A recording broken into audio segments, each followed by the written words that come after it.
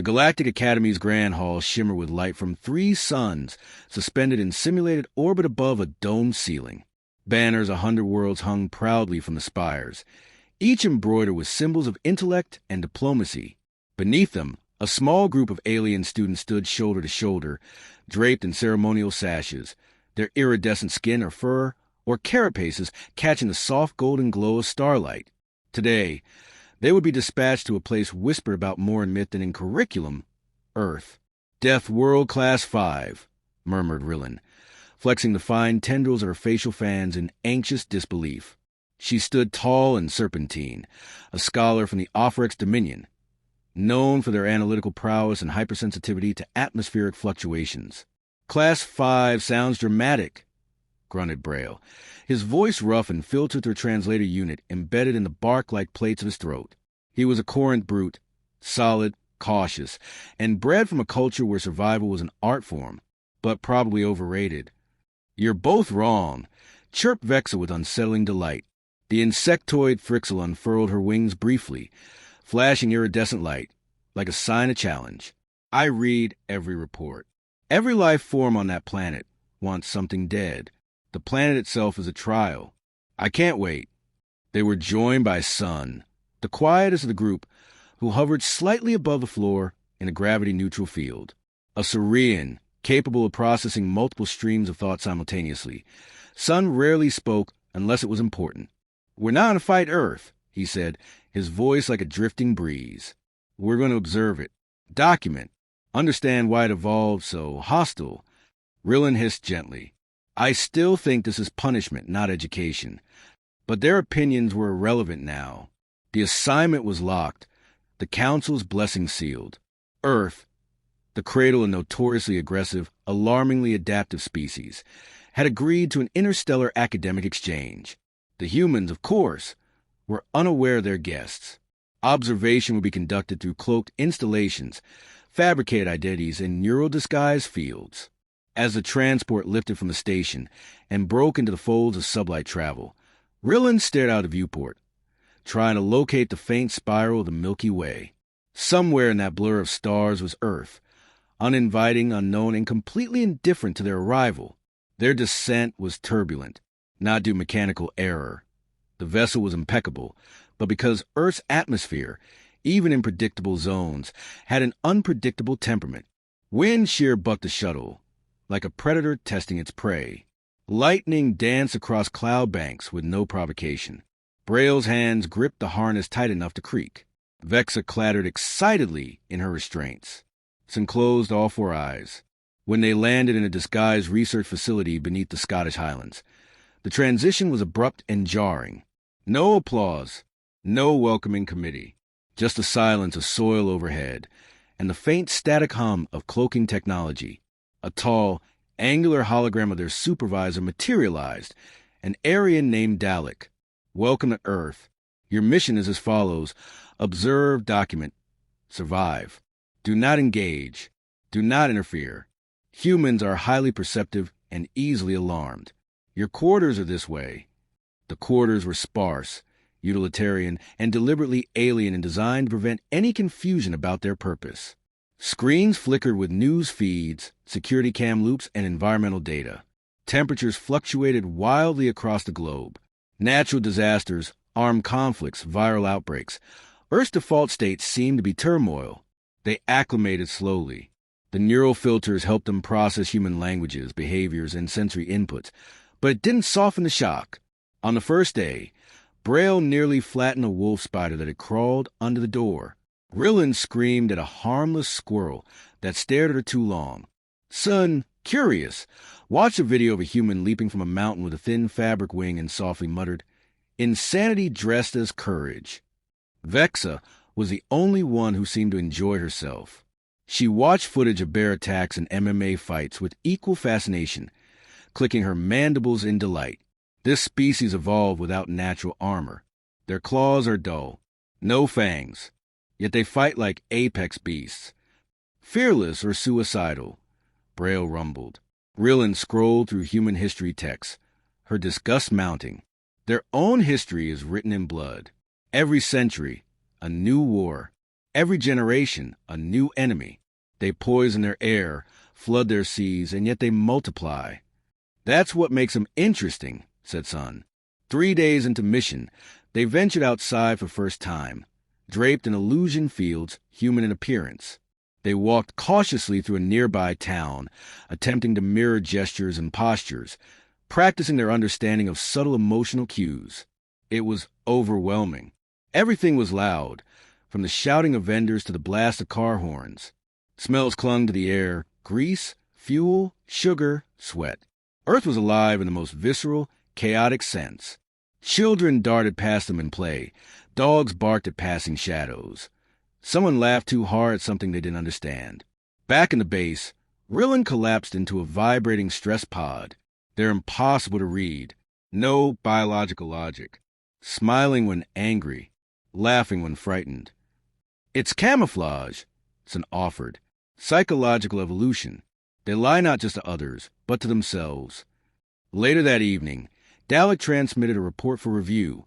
It contained satellite footage of a volcanic eruption and footage of humans approaching the lava for selfies. Even Braille muttered something resembling a prayer. The central conflict, though, didn't emerge until the 4th day. They intercepted a human transmission from a nearby town. A child had gone missing during a camping trip. Locals were forming search parties. A storm was building in the distance, black clouds roiling like ink poured into water. Against protocol, Sun suggested they intervene, cloaked, distant, just to observe the humans' response to crisis in real time. "What do we do if we find a child?" asked Vexa. "We won't," Sun said. "Statistically, the odds are low. I just want to see how they handle fear." They moved into hills at dusk, masked by cloaking fields. The wind howled across the glens, and the sky tore open with lightning. The students observed from above, watching flashlight beams slash through the trees, human voices echoing through the dark. A woman cried into a radio. A man knelt and shouted into a cave. Dogs barked, their coats drenched, feet muddy. No one fled the storm. No one left the search. Vex's wings twitched. Why are they still out here? Braille squinted through his visual enhancer. The child is not biologically vital to them. The effort expended exceeds rational thresholds. They are social, Sun said. Pain shared. Lost mourn communally. And then a shout, a rising chorus of it. The child was found, cold, shaking, but alive, wrapped in human arms, passed hand to hand through muddy terrain. No reward, no transaction. Just relief. Just warmth. Just collective joy. None of the students spoke on the walk back. That night, Rillin stared at her own reflection. She saw a being of high intellect, refined emotion, calibrated logic, and yet, for the first time, she felt small. "We were wrong," she said to no one. The days passed, and Earth's beauty became a burden. What had initially been dismissed as a planet of primitive aesthetics now revealed itself as a crucible of chaos, seductive in its serenity, but never still, never safe. Rillin no longer meditated by the window. The unpredictable weather patterns rattled her core, wind howling like distant beasts just outside their hidden sanctuary. She tried to study the local flora, catalog leaf structures, and track pollen drift, but even the plants here bore teeth, thorns, or poisons. "Even their flowers hunt," she murmured after nearly brushing against a foxglove. "This planet grows like it's preparing for war." Braille, more skeptical than before, now refused to step outside without a reinforced exosuit, much to Vex's amusement. "Cowardice?" she asked, her mandibles quivering in what passed for a smirk. "Caution," he grunted. "There are birds here that drop turtles to crack shells. I am heavier than a turtle." The group had started venturing deeper into Earth's ecosystems under strict observation protocols.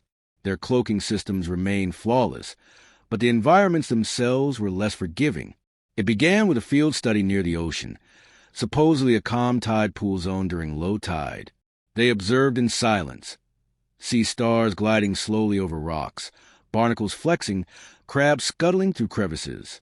But then a rogue wave, sharp and sudden, crashed inland, sweeping half their equipment out to sea. Vexa barely dodged being pulled under. "That was not on the tide schedule," she hissed, wings soaked and twitching. "Neither is Earth's intent to kill." Sun said flatly. They relocated to a forest, hoping for less volatility. Instead, they were nearly trampled by a herd of wild boars startled by a sudden thunderclap. That same evening, they watched a lone raccoon open their supply crate, retrieve a high-calorie ration bar, and scamper away with it.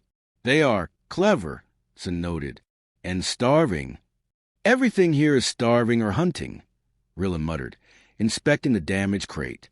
But it wasn't the wildlife that finally shifted their perception of Earth. It was the humans.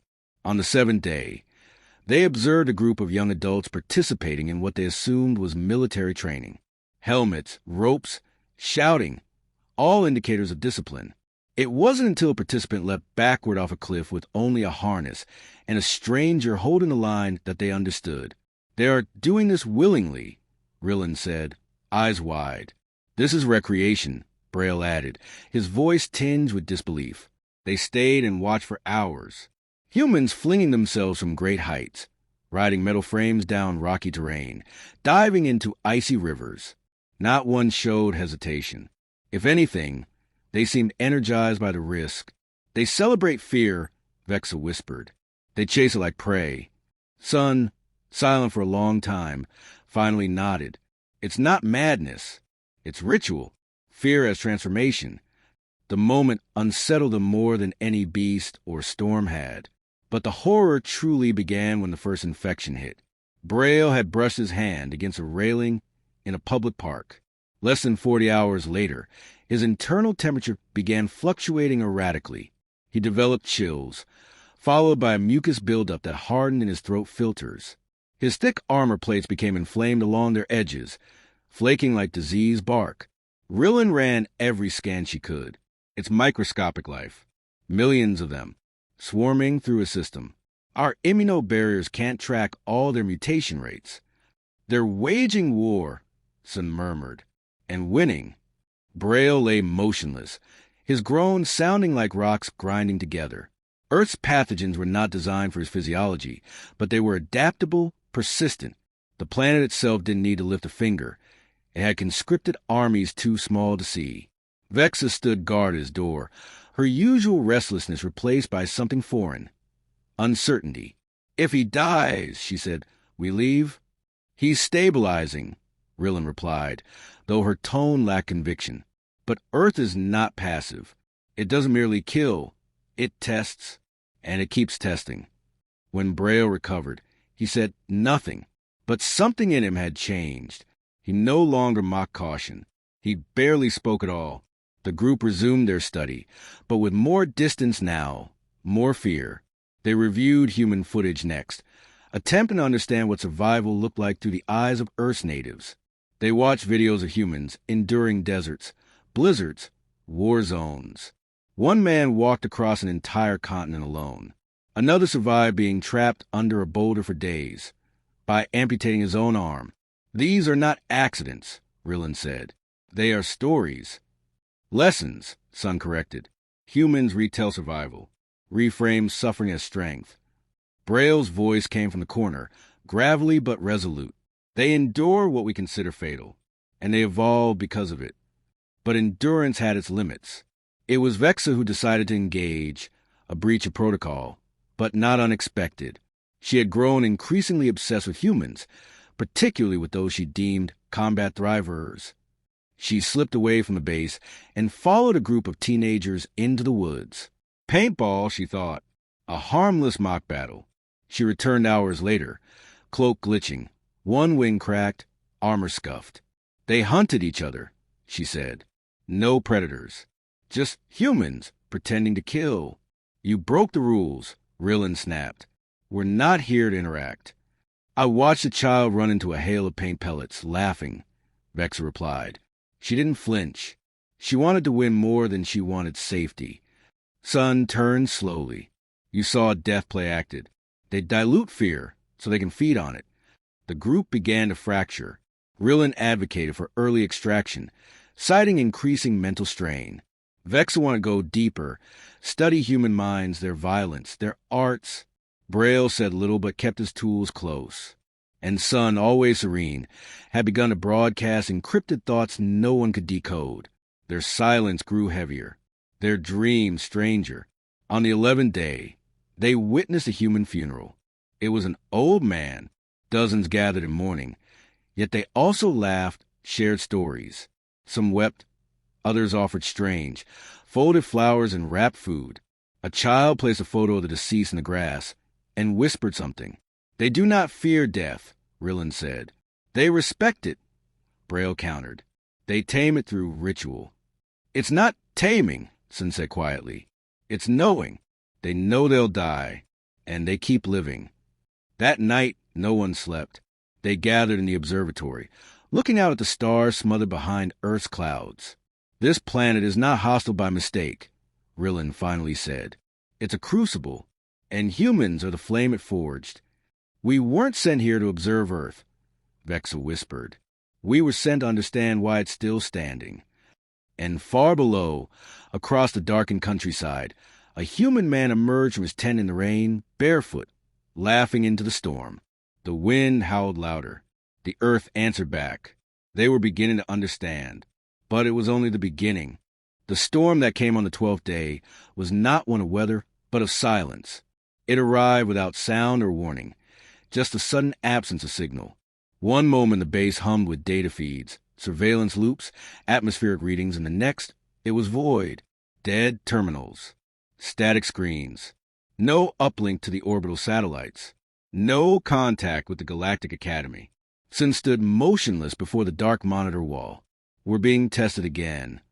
It's sabotage, Rillen said, already pulling open conduit panels. Or interference. The electromagnetic density around this region fluctuates wildly. This planet is a maelstrom. Braille checked the external sensors, which operated independently, still functional, but detecting something strange. Power surges across a nearby urban grid. Sporadic outages, but no human panic. This was normal for them. They adapt to interruption, Braille muttered, even when systems fail. Failure is part of their cycle, Vexa added, wings tucked tight. Every collapse is followed by improvisation. I've seen a child repair a bike chain with a shoelace. But Rillen wasn't soothed. She tore through software logs, muttering in off-Rexy dialects. Her body coiled tight in frustration. We don't know what caused this. That should terrify you. Sun turned to her, voice gentler than usual. Why does it terrify you? She hesitated, eyes narrowing. Because I can't predict it. And nothing intelligent evolves in chaos. Unless, he said, chaos is the crucible of their intelligence. It was a theory none of them could disprove. Still, the outage changed everything. With no connection to the Academy, their mission became improvisational. They would have to operate like the very species they came to study. Unsupervised, under duress, and dangerously curious. By the 15th day, their emotional cohesion began to fray. Rillen was unraveling.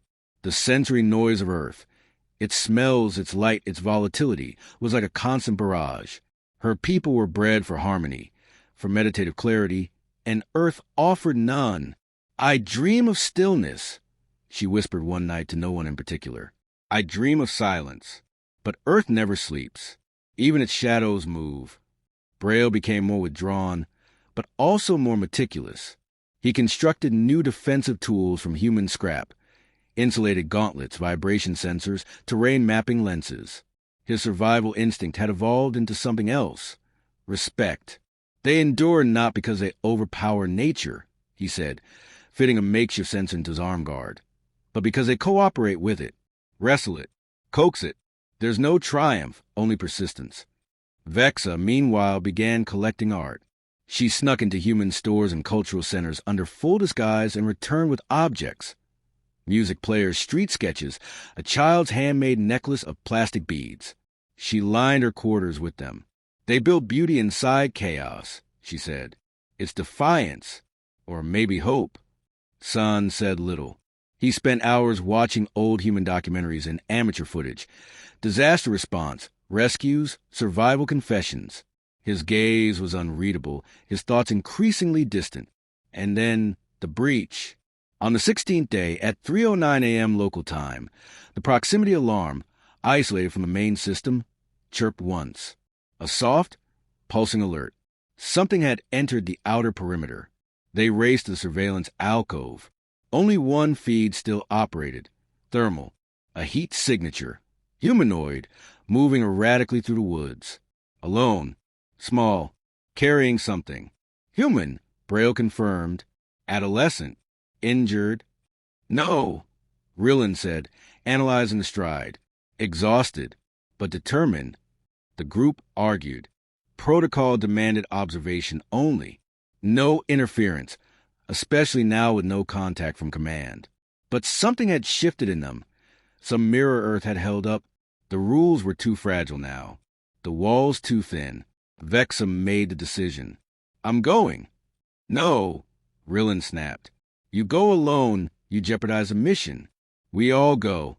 Or none. So they went, cloaked and silent, moving through the dark like specters. The wind whispered through branches. Leaves crunched under soft steps. The moon, half veiled by clouds, offered little light. They found the human slumped against a tree. A boy. Thin, his jacket torn, fingers bloody from thorns. In his arms, a dog, matted with mud, shivering. A rescue, or a retreat. Both, perhaps. He spoke to the dog gently, unaware of the four unseen witnesses who stood only meters away. Almost there, buddy. Not leaving you. No way. Then he rose, stumbling forward.